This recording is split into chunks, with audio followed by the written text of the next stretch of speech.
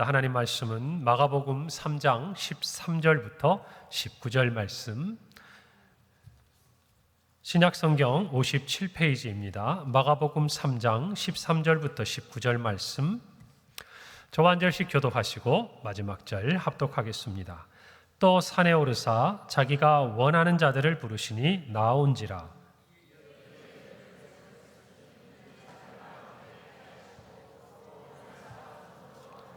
귀신을 내쫓는 권능도 가지게 하려 하심이러라.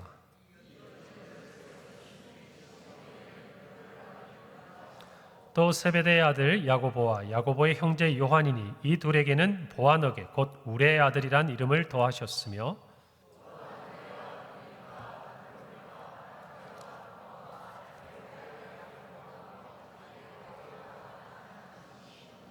함께 읽습니다. 또 가룟 유다니 이는 예수를 판 자더라. 아멘. 신년주일 은혜 가운데 잘 지나고 계십니까? 떡국 맛있게 드셨어요?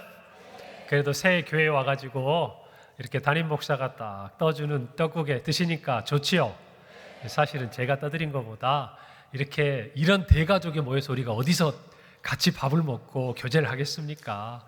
잘 몰라도 옆에 이렇게 온 평강교회 가족들이라 생각하고 어린아이들부터 이렇게 어른들까지 함께 식사를 하니까 그냥 그 자체가 너무너무 맛있는 것 같아요. 그리고 우리 교회 우리 식당에서 봉사하시는 분들 보니까 그 더운데 뭐 뜨거운 김 맞아가시면서 애쓰시는데, 오늘 하루 우리도 교역자들이 애썼지만 평소에 여러분 지나가시면서 격려해 주시고 꼭 감사하다 하시고, 아시겠죠? 네, 그런 마음이 우리 안에 넘쳐나는 교회가 우리 평강교회인 줄 믿습니다. 네, 그래요. 그래서 신년을 시작하는 주일에 우리 안에 그런 하나님 주신 은혜가 가득하고, 또 우리의 삶에 비록 힘들고 어려운 자리를 할지라도 주님 주신 위로가 가득하기를 바랍니다. 오늘 우리가 읽은 말씀은 너무나 잘 아는 말씀이죠. 예수님의 12제자. 제가 어릴 때 이렇게 가만히 생각해 보면 그때는 막 이렇게 음률에 맞춰가지고 12제자 이름도 외우고, 뭐 이스라엘 왕들, 유다 왕들도 막 순서대로 외우고 그랬던 기억이 납니다. 오늘 12제자들을 통해서 우리가 예수님께서 그들을 부르신 이 모습을 보면서 제자를 부르신 목적이 무엇인가 우리가 조금 살펴보고자 합니다. 여러분, 우리가 정말 성도에 대해서 또 교회에 대해서 정의를 할 때 제자 훈련적인 정의는 이런 부분이에요. 우리는 세상으로부터 부름받은 하나님의 백성이고 또한 세상으로 보냄받은 그리스도의 제자입니다. 여러분, 동의가 좀 되십니까? 저와 여러분은요, 하나님이 불러주신 사람들이에요. 이것을 아셔야 돼요. 우리 스스로가 막 하나님 찾아서 돌아다니다가 하나님 앞에 나온 게 아니라 정확히 아셔야 돼요. 하나님이 우리를 불러주셨다, 그 말이에요. 부르셔서 자녀 삼아 주셨다. 할렐루야.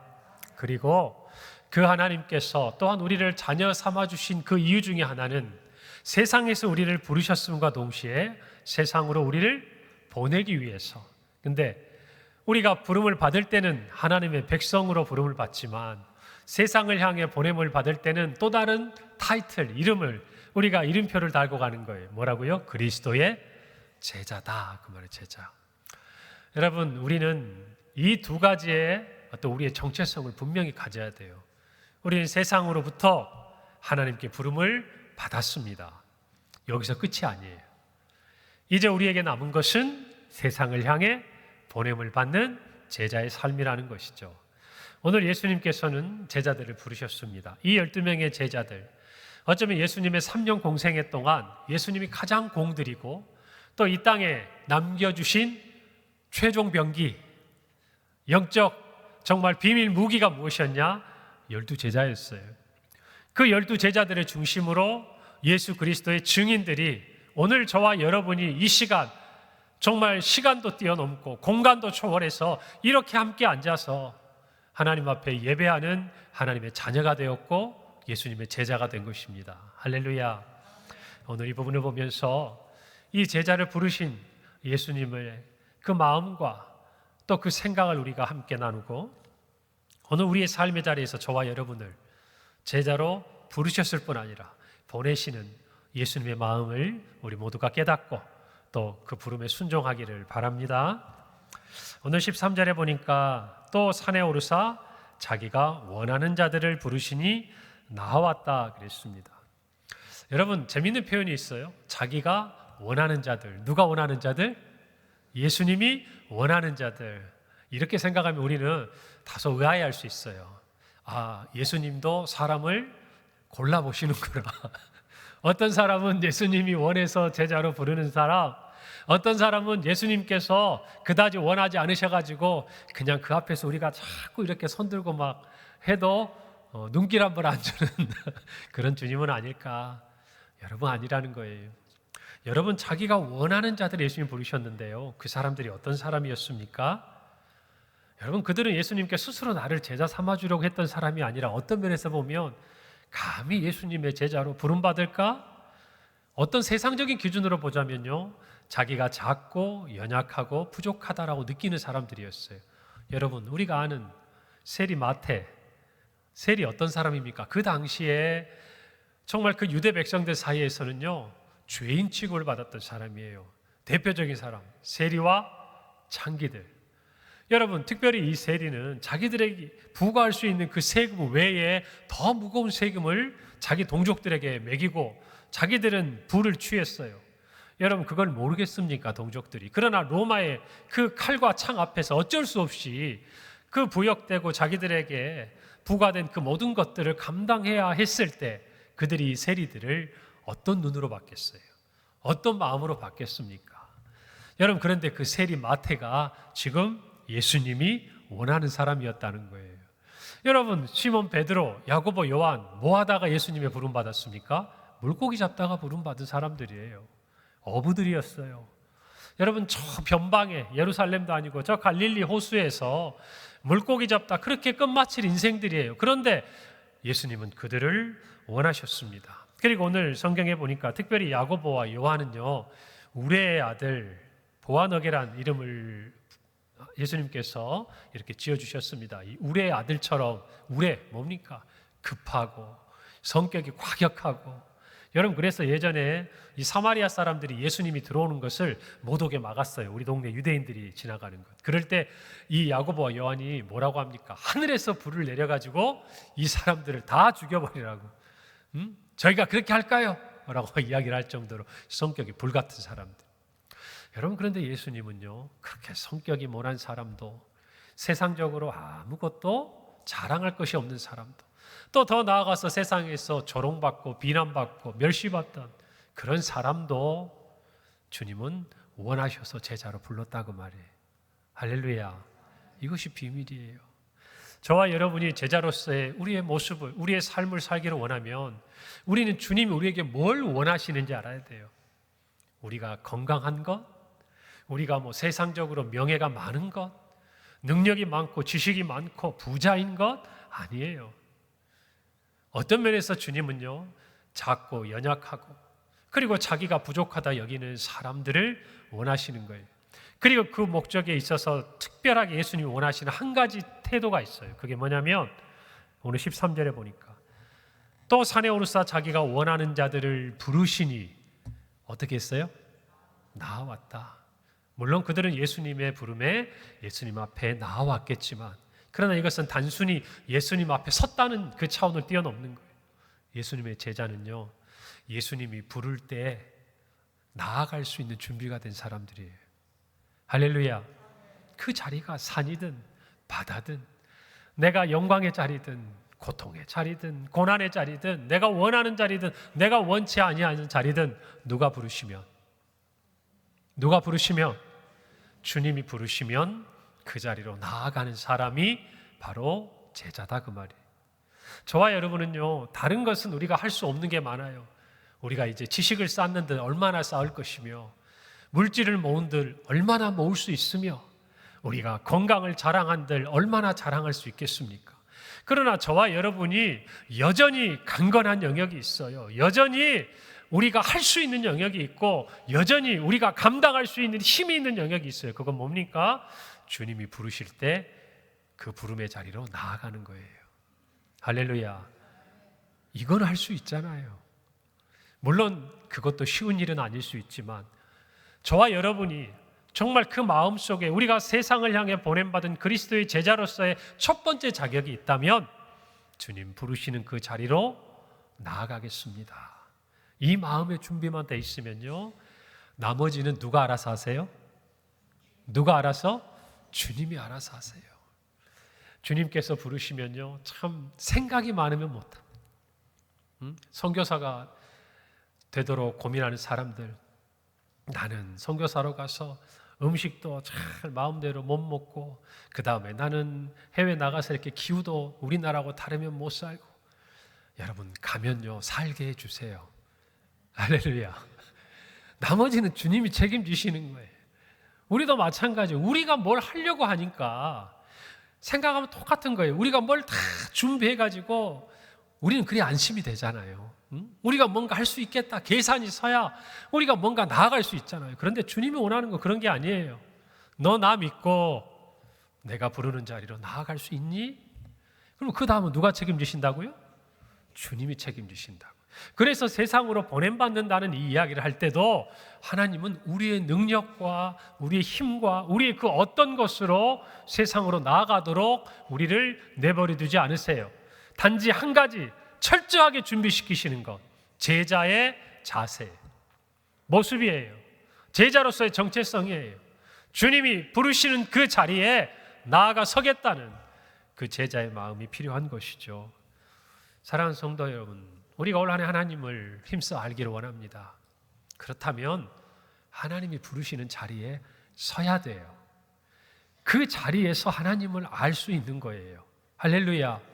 하나님, 나 여기서 알고 싶어요. 하나님, 지금 말해주세요. 아니요, 우리가 할 수 있는 것은 제한적일 수밖에 없어요. 저와 여러분이 정말 하나님을 힘써 알기를 원하면 첫 번째 해야 될 게 뭐냐? 하나님이 부르는 자리에 서는 거예요. 여러분의 가정이면 그 가정의 자리에서, 일터면 일터의 자리에서, 여러분 학교면 학교의 자리에서, 그리고 여러분이 교회의 사역의 자리면 그 사역의 자리에 서 있으면 그 다음은 주님이 다 가르쳐 주시고 인도해 주실 거예요.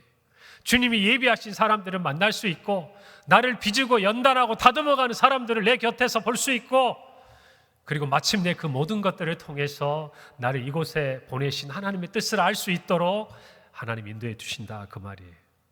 할렐루야. 그래서 저와 여러분이 올 한 해 정말 우리가 하나님을 힘써 알아가는 과정 속에 예수 그리스도의 제자로서의 순종하고 또 나아가는 복된 삶이 있기를 간절히 바랍니다. 여러분, 오늘 설교의 제목은 제자를 부르신 목적이에요. 오늘 예수님께서는 제자들을 부르셨습니다. 그 첫 번째는 주님과 함께 있게 하기 위해서였어요. 오늘 14절에 보니까 이에 12를 세우셨으니 이는 자기와 함께 있게 하시고 또 보내사 전도도 하게 하셨다고 성경이 기록하고 있습니다. 여러분, 자기와 함께 있게 하셨다, 이게 무슨 말일까요? 예수님과 같이 곁에서 먹고 자고 듣고, 그러면서 자연스럽게 누구를 닮아가죠? 예수님을 닮아갑니다. 여러분, 재밌는 게 있어요. 교역자들도요, 담임 목사를 닮아갑니다. 저 또한 그래요. 저 또한 예전에 저는 담임 목사님과 저하고는 굉장히 다르다고 생각했어요. 근데 제 주변에 있는 사람들은 저한테 얘기하시더라고요. 윤 목사님은 교회 담임 목사님하고 참 많은 부분이 닮은 것 같아요. 그럼 제가 그래요. 네? 저 안 닮았는데요? 근데 아마 여러분도 제가 왔을 때 좀 느낌이 있으셨을 거예요. 여러분, 근데 저뿐만 아니라 모두가 그래요. 예전에 조영기 목사님 살아계실 때 조영기 목사님이 형제들이나 부교역자들 설교하는 거 가만히 들어보세요. 억양이나 발음이나 어떤 설교의 패턴이 비슷합니다. 따라 하려고 하지 않아도 어떻게 돼요? 하게 돼요. 저도 이렇게 있다 보면 뭐랄까, 지금도 가끔 제가 쓰는 말 중에 제가 놀라는 게 있어요. 제가 예전에 모시던 담임 목사님이 쓰시는 말투를 제가 어느 순간 저도 모르게 한두 마디 하고 있는 걸 제가 봐요. 하려고 하는 게 아닌데 어느 순간 제게 돼버렸어요. 함께 있다라는 게 그렇게 영향력이 있는 거예요.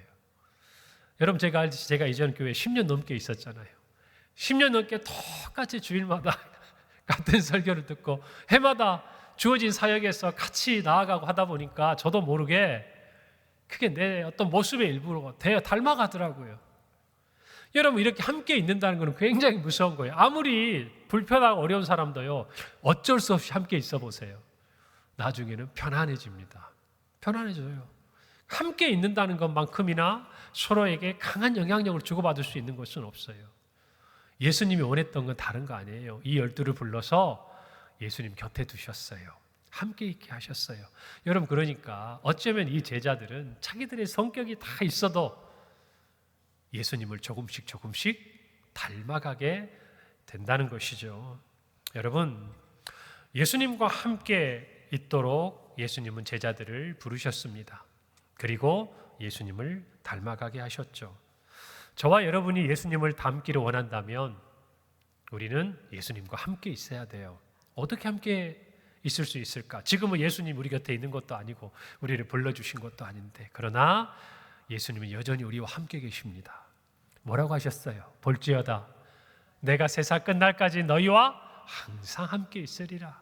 곳곳에서 예수님은 아직도 우리와 함께 계셔요. 그리고 예수님은요, 지금도 그 가르침을 우리에게 남겨두셨어요. 말씀을 통해서. 여러분, 성령을 통해서 가르쳐 주세요. 예수님께서 요한복음에서 보혜사 성령께서 오시면 그가 내가 너에게 가르친 모든 것들을 생각나게 하시리라. 예수님의 가르침은요, 예수님이 이 세상을 떠나고 난 다음에 우리 곁에서 사라진 게 아니에요. 우리 안에 계신 누가? 성령께서 우리가 하나님의 말씀을 대할 때, 들을 때, 또 묵상할 때 우리에게 예수님의 그 가르치신 것들을 생각나게 하신다, 그 말이에요. 여러분, 그러면 우리가 제자가 되고 정말 주님이 원하시는 그곳에 나아갈 수 있는 제자로서의 삶의 그 자세를 갖추려면 다른 거 없어요. 여러분, 어렵게 생각하지 마세요. 함께 있는 거예요. 우리가 서로가 평강교회 교인이 되는 것도요, 함께 있는 거예요. 내가 뭐 남보다 교회에다 더 많은 헌신을 하고 막 교회를 열심히 다니고, 물론 그러면 좋죠. 근데 진짜 평강교회 교인이 된다는 것은 함께 할 얘기가 있는 거예요. 우리 작년에 그랬지? 우리 작년에 해보면 그래요. 오래 다니신 분들은 목사님, 제가 처음 이 떡국 떠드릴 때도 제가 정말 신앙생활 하면서 처음 목사님이 떠주신 거 먹어봤다고 막 이렇게 하셔요. 오늘 또 누가 그러시길래 저 전에도 떠드렸거든요. 그랬더니 함께 있다라는 건 뭐냐면 기억을 공유하는 거예요. 좋았던 기억도 힘들었던 기억도. 여러분, 그 시간을 함께 있었기 때문에 우리는 영 가족이 되는 거예요. 평강교회 교인이 되는 거예요. 아무리 탁월하고 뛰어난 뭐랄까요, 어떤 성도로서의 가장 모범이 되는 그런 사람이 우리 교회에 등록을 해도 적어도 1년 이상, 2년, 3년을 살아야 우리 교회의 교인다운 모습을 갖는 거예요. 맞습니까? 여러분과 함께 있다라는 거예요. 식구가 뭐예요? 같이 입 벌리고 밥 먹는 거 아닙니까? 앉아가지고. 그거 하는데 뭐 다른 게 필요해요? 해주는 밥 먹고 먹으면서 이야기하고 그 시간이 1년이 되고 2년이 되고 10년이 되고 20년이 되고 함께 한다는 거는요, 그렇게 놀라운 영향력이 있는 거예요. 반대로 이 함께 한다는 것에 대해서 굉장히 힘들어하는 분들이 있어요. 혼밥하는 거 좋아하고 혼자 하는 거 좋아. 근데 요즘 영적인 세계를 보면요, 혼자 있는 시간이 필요합니다. 목회자인 저도, 여러분 제가 사람 좋아하는 거 아시죠? 모르세요? 아실 줄 알았는데 이제는. 여러분 오늘 또 보세요. 떡 다 퍼주고 앉아가지고 누구 찾아오니까 더 얘기하고, 또 가다가 올라가 누가 찾아와 또 얘기하고, 저 물 한 컵 마시고 넥타이 이거 바로 갈아 끼고 왔어요. 야, 그런데도 그 순간 무슨 생각한 줄 아세요? 오전에 금색 했으니 오후에는 은색 해야지. 이렇게 하고 왔어요. 직업병이 직업병. 여러분, 그런데 그런 저도 가끔은 뭔가 혼자 말씀을 준비하거나 또는 어떤 사역을 구상할 때는 그런 시간이 필요한 거는 맞아요. 그러나 왜 그런 시간이 필요할까요? 왜 혼자 있는 시간이 필요할까요? 함께 하기 위해서 필요한 거예요. 동의합니까? 그럼요. 함께 하기 위해서 필요한 거지. 나 혼자 그 자리가 즐겁고 나 혼자 은혜 받고 나 혼자 그 말씀 깨닫고 좋아할 것 같으면요, 여러분 그거는 진정한 가족 또는 교회, 교인이라고 말하기 어렵겠죠. 여러분 마찬가지예요. 우리 모두가 2025년 한 해를 지나가면서요, 저는 주님과도 좀 함께 있고 우리 서로 교인들끼리도 함께 있고 좀 그랬으면 좋겠어요. 그러니까 새해에 이제 구역도 좀 새롭게 우리가 또 시작하고 그러면 좀 함께 하세요. 함께 하세요. 함께 하시라고요. 혼자 있지 말고. 여러분 그러면서 서로 좋은 것들을 주고받아야 돼요. 그런데 교회 안에 함께하는 것, 그것이 건강하려면 먼저 주님과 함께하는 것이 익숙해져야 돼요. 주님과 함께하는 것이 익숙해져야 돼요. 여러분 아침에 일어나면 주님과 함께 하세요? 이럴 때 새벽 기도 하신 분들은 아마 그래도 조금 더 아멘 할 거예요. 그래도 아침에 일어나서 성경 한 구절을 펴고 하루를 시작하는 분들은 목사님 질문에 네 라고 얘기할 거예요. 그래도 아침에 일어나서 무릎 꿇고 그곳이 어디든지 간에 하나님 앞에 기도하고 하루 시작하는 분들 같으면 네 그렇게 얘기할 거예요. 그래도 아침에 일어나서 새벽 기도 오디오 파일로 올라온 유튜브 우리 새벽 설교를 들으면서 함께하는 분들은 네 라고 얘기할 거예요. 여러분 우리 함께함은요, 또 주님과 함께함은 어떤 부분에서 우리의 시간과 공간을 초월해서 함께할 수 있는 너무나도 좋은, 여러분 지금의 시대를 살고 있는 거예요. 여러분 그러나 중요한 것 하나, 주님과 함께해야 돼요. 할렐루야. 주님과 함께하는 것보다 우선순위가 있어서는 안 돼요. 여러분 주님과 함께하는 것이 쌓여가잖아요. 솔직히 말하면 우리도 매일 아침 성경 말씀 보는데 막 은혜가 샘솟듯이 쏟아나고, 저도 새벽 기도 하는데 솔직히 말하면 매일 아침 일어나는데 막 눈이 번쩍 떠지고, 야 오늘 이 말씀을 우리 성도들하고 어떻게 은혜를 나눌까, 매일 그러지 않아요. 어느 날은 몸이 천근만근 같기도 하고, 어떤 날은 새벽설 가는데 그날따라 정신이 막 없어가지고 내가 무슨 말 했나 싶기도 하고. 여러분 그런데 그런 날이 쌓이고 또 하나님께서 정말 은혜 주셔서 기쁜 날이 쌓이고 정말 눈물을 흘리면서 함께 기도하는 그런 날들이 하루하루 쌓여가다 보면 거기에 능력이 나타나는 거예요. 여러분. 할렐루야. 그걸 아셔야 돼요. 그렇기 때문에 우리가 주님과 함께 한다는 건 너무 소중한 거예요. 응? 여러분 자꾸 효율을 생각하지 말아요. 내가 기도해봐야 그냥 앉아있으면 잡생각만 나고, 예수님은 나한테 한마디도 안 해주는 것 같고, 기도해봐야 뭔 필요도 없는 것 같고, 미안한데 그런 시간이 쌓이니까 기도가 터지는 거예요. 아니에요? 아니 처음부터 우리가 기도하는데 막 다 응답되고 막 주님이 내 음성을 듣고 막 바로바로 대답해 주시는 것 같으면 누가 안 합니까? 그걸 누가? 허공에 치는 것 같으니까 하다가 못하는 거지. 그런데 그 단계를 넘어서야 돼요. 그러면 하나님의 침묵도 응답으로 받아지게 되고요. 때로는 하나님이 정말 우리의 마음에 들려주시는 음성 같은 것을 깨달을 때도 있어요. 또 그런다고 해서 내가 하나님께 직통 계시 받는다고 또 그러지는 마시고, 그런 분들은 조심해야 돼요. 조심. 여러분 담임 목사가 하나님 앞에 직통 계시 받는다고 얘기한 거 들어본 적 있으세요? 있으세요? 두려운 얘기예요. 두려운 얘기. 때로 하나님께서 저에게, 교회를 위해서 저에게 무엇인가 말씀하신 것처럼 들릴 때가 있어요. 여겨질 때가 있어요. 여러분 그래도 말씀에 비추어 보고 정말 조심스럽게 여러분에게 얘기할 때는 여러분 그렇게 표현해요. 이 담임 목사도 여러분 그러니 어디 가서 그런 말하는 사람 만나면 아예 그냥 귀를 닫고 오세요. 아시겠어요?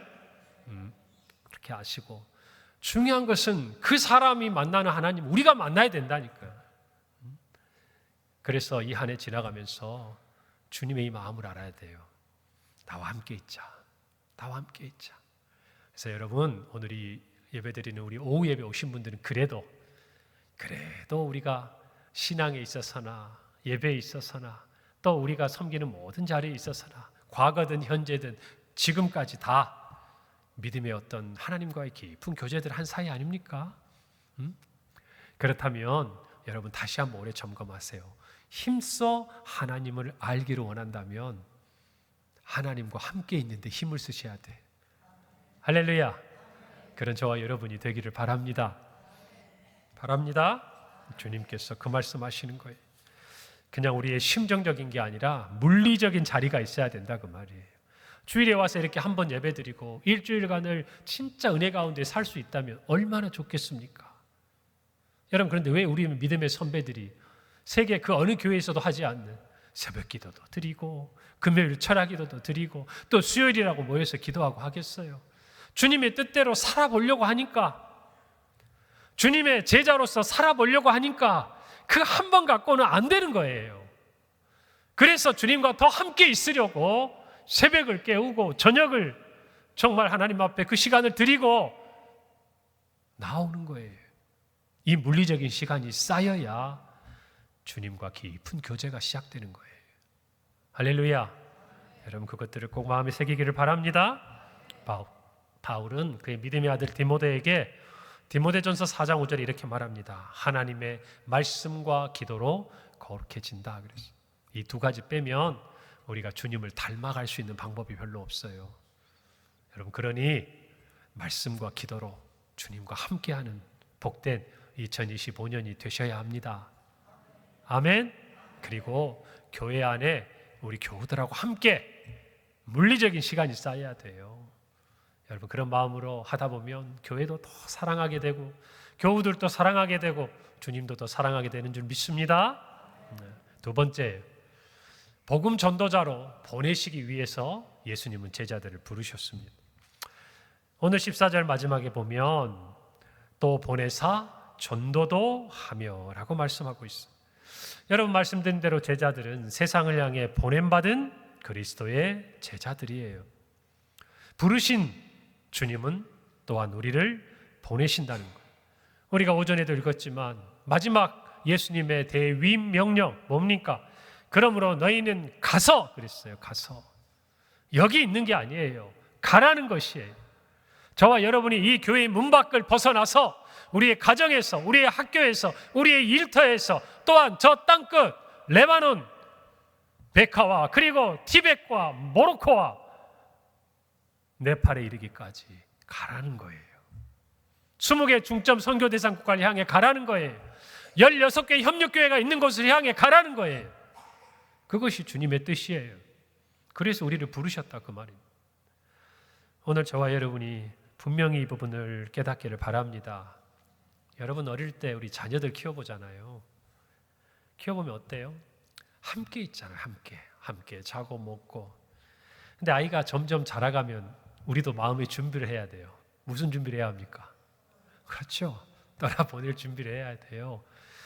보니까 딸 시집 보내면서 막 눈물 흘리고 정말 너무너무 섭섭해하는 아버지들도 계시는데, 그분들도 다 남의 아버지 눈에서 눈물 빼고 자기 각시들 데려간 사람들이 아니에요? 남의 집 귀한 딸 다 그렇게 데리고 간 사람들이다. 그래, 너무 그렇게 아쉬워할 필요 없어요. 언젠간 보내야 돼요. 또 이러고 내가 울면은 팔불출이 되겠지만 아직까지는 안 그럴 것 같으니까 제가 드리는 말씀이. 근데 여러분, 이 보낸다는 것은요, 슬픈 게 아니에요. 기쁨인 거예요. 보낼만 하니까 보내는 거예요. 이제는 자라서 한 가정을 이룰 만큼 내 품에서 성장했으니까 보내는 거예요. 주님이 아무렴 보내시면서 야, 너 가. 이거겠어요? 야, 너 가. 보기 싫으니까 저리 가. 이제 치워버려야지. 언제까지 나하고 있을래? 그러지 않는다고 말이에요. 우리 주님이 보내실 때는요, 그래, 이제는 됐다. 이젠 됐다. 여러분, 그러니까 그런 마음을 가지고 우리 모두도 주님의 그 보내심에 순종해야 된다 그 말이에요. 지금 생각 같아서는 아버지 같은 남자가 없을 것 같지만, 여러분, 정말 내 눈에 콩꺼풀이 씌워지는 남자가 눈앞에 오면 아버지는 생각도 안 나요. 그래, 안 그래요? 그렇다니까. 아버지도 못 믿고 딸도 못 믿어요. 똑같은 거예요. 우리가 하나님 앞에 나아갈 때 하나님의 마음이 담겨있는 땅을 보고 그 사람들을 보고 그 자리를 보면요, 뒤돌아보지 않고 가게 되는 거예요. 할렐루야. 그걸 저와 여러분이 아셔야 돼요. 여러분, 우리는요, 언젠가 정말 하나님이 불러주셨지만 또 한편으로는 하나님이 보내시는 사람이라는 걸 아셔야 돼요. 여러분, 그래도 우리는 아주 멀리는 안 가잖아요. 우리가 기도하는 선교사들 보세요. 전쟁이 일어나고 여러분 정말 그 오지에 큰 높은 고산지대를 찾아다니면서 여러분 그렇게도 가시는 분들이 있지 않습니까? 그런데 하나님이 적어도 우리가 평강교회에 머무는 동안은 주일에 이렇게 부르시고 새벽에 부르시고 예배 자리에 부르신 다음에는 또 보내시고 또 들어오면 아버지에게 쫑알쫑알 할 말들 많게 하시고, 여러분 그게 우리의 삶 아니겠어요? 그러면 그곳에 가서 뭔 얘기하겠어요? 여러분 어릴 때 우리 자녀 키울 때 봐봐요. 엄마 내가 만났는데 선생님이 이렇게 하고 우리 친구가 누가 이렇게 하고 누가 이렇게 하고. 여러분 우리도 마찬가지예요. 세상에 나가서 정말 그들이 하나님을 알도록 또 하나님이 그들을 아시도록, 물론 하나님이 다 알고 계시지만 우리는 하나님과 그들 사이에서 하나님의 보냄받은 사람이어야 해요. 할렐루야. 여러분 베드로와 요한이 변화산에 올라갔습니다. 너무 영광스러운 주님의 모습을 봤어요. 모세와 엘리야와 함께 있는 그 모습을 봤어요. 그리고 뭐라고 말합니까? 마태복음 17장 4절이에요. 베드로가 예수께 여쭈어 이르되 주여 우리가 여기 있는 것이 좋사오니 만일 주께서 원하시면 내가 여기서 초막 셋을 짓되 하나는 주님을 위하여 하나는 모세를 위하여 하나는 엘리야를 위하여 하리다. 그들의 마음에 좋은 것 그곳에 있는 거였어요. 그러나 주님은 원하지 않으셨어요. 여러분 나중에 예수님께서 베드로에게 정말 부활하신 이후에 그 갈릴리 호숫가에 찾아오십니다. 3번 물으시죠. 네가 나를 사랑하느냐? 네가 나를 사랑하느냐? 여러분 그 대답을 베드로가 한 다음에 내가 주를 사랑하는 줄 주께서 아십니다. 그러면서 베드로에게 뭐라고 얘기합니까? 내가 젊어서는 네가 원하는 대로 다녔지만 내가 늙어서는 내가 띄우지 않고 원하지 않는 그곳으로 나가게 될 것이라고, 사명의 자리로 가게 될 것이라고 예수님 말씀하시잖아요. 그게 제자고 사명자의 모습인 거예요. 오늘 저와 여러분도 마찬가지입니다. 우리가 가야 될 곳은 우리가 원하지 않은 곳일지 몰라요. 썩 유쾌하지 않을 수도 있어요. 썩 반갑지 않은 사람일 수도 있어요. 어쩌면 지금 당장이라도 내가 도망가고 싶은 자리일 수도 있어요. 여러분 그런데 제자는요, 주님이 그곳에서 부르시면 가는 사람이에요. 할렐루야. 그런 저와 여러분이 되시기를 바랍니다. 그러니까 제자가 뭔가를 불평하고 원망할 게 없어요. 주님이 부르시면 나아가는 거예요. 할렐루야. 주님이 서라 하면 서는 거예요. 그것이 주님을 닮아가는 모든 과정이에요. 우리 주님께서는 전도하러 보내실 때에 오늘 15절 말씀 이어지는 부분을 보니까 전도도 하고 귀신을 내쫓는 능력도 가지게 하려 하셨다 그랬어요. 여러분 예수님께서 이 제자들을 부르셨을 때 이 귀신을 내쫓는 권능을 주시겠다는 것은 그 앞선 마가복음 1장 38절에 예수님께서 뭐라고 말씀하셨는가? 이르시되 우리가 다른 가까운 마을로 가자. 거기서도 전도하리니 내가 이를 위하여 왔노라.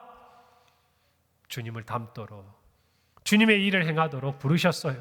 그리고 더 나아가서 바로 우리가 읽은 앞부분 3장 11, 12절에 보면 더러운 귀신들도 예수 앞에 무릎 꿇는 이 모습을 성경이 기록하면서 예수님의 이 능력이 제자들에게도 주어질 것을 말씀하시는 거예요. 여러분 그러니까 우리가 두려워할 필요가 없어요. 주님이 부르실 때 나아가면 되는 거예요. 사랑하는 성도 여러분, 힘써 하나님을 아는 한 해가 되기를 위해서 우리 주님과 함께하는 한 해가 되길 바랍니다.